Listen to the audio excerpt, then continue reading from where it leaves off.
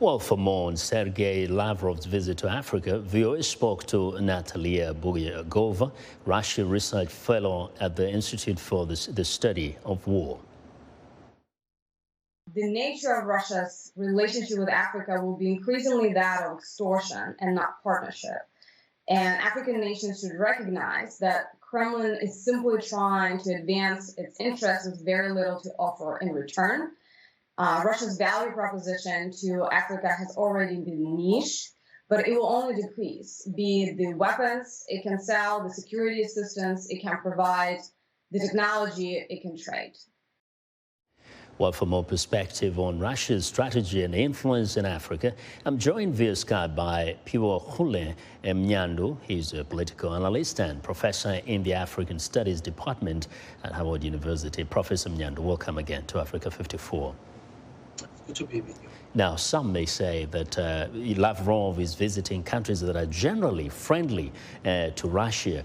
But in your assessment, who is Mr. Lavrov talking to when we watch him on the podium? No, thank you. Well, it's kind of a mixed picture as far as friendliness to Russia. If the United Nations resolution to condemn Russian invasion of Ukraine is anything to go by, Egypt was one of those countries that actually voted for the resolution, in other words, against Russia. And Ethiopia actually recorded a no recording vote, which means it's basically diplomatic abstention or a no. So there is a mixed bag of feelings. And it is in this mixed bag of feelings that Mr. Lavrov walks into the African continent. Also now add to it the food insecurity that has been precipitated by the Ukrainian invasion. So it's a mixed bag, but none of it is good for Russia's image. I don't know if you've listened to any kind of reactions from Africa in terms of their cause and source of their suffering at the moment because of the food shortages and the economic crunch. Are most African leaders or most African people actually buying into Russia's position that it's not them causing this issue, but actually it's the West that is causing the pressure on African economies? Well, I think if you ask me, I would say African leaders don't buy this, but it doesn't mean they'll say it to the Russians or anyone else for that matter. If history is anything to go by, the Africans are used to being in between elephants. You know, the Russian elephant, the Chinese elephant, the Western elephant.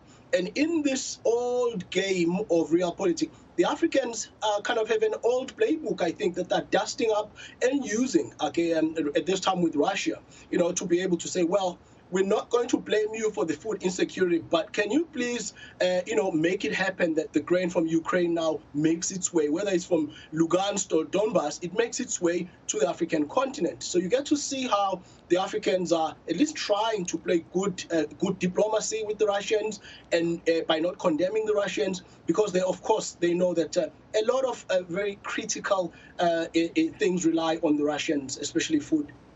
Now, does this sense of kind of just staying in the middle for African nations make them look kind of indecisive, or is it a game they've played in the past and somehow the West understands what's happening on the continent?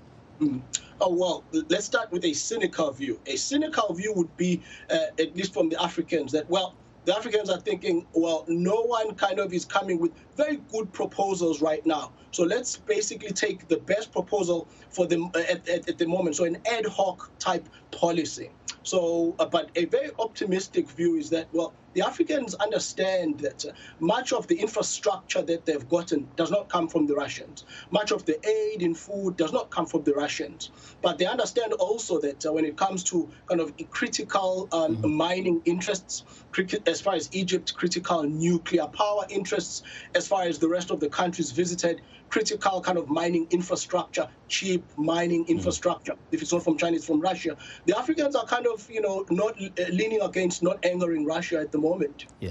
Now, would you say that Russia is actually getting its message across? Is it succeeding in trying to kind of sell what some people have called the Russian propaganda on the continent?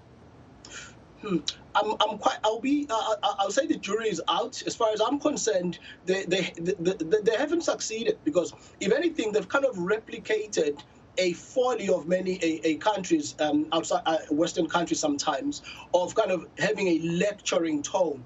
If you listened to kind of the speech about the dollar from Foreign Minister Lavrov in Addis Ababa, the Africans take a dim view to this type of lecturing, this type of lecturing about things. The Chinese, on the other hand, they don't tend to lecture.